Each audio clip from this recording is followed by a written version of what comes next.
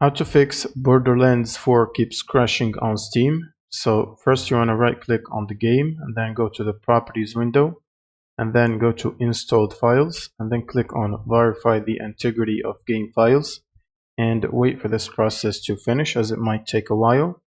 Now once this is done, you want to go to the general tab and under launch options you want to type -dx11, or you can try -d3d11 if the first one does not work, and then you can close this window, and then you will need to open up your GPU application. So for NVIDIA it's NVIDIA app, and then you want to go to the drivers section and make sure to download the latest game ready driver.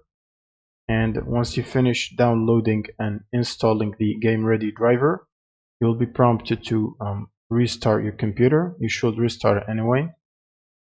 Next, you can try to reinstall the redistributables. If you right click on the start button and go to apps and features, in this list you want to look for redist, which are these ones right here, and make sure you have the latest 2022 installed.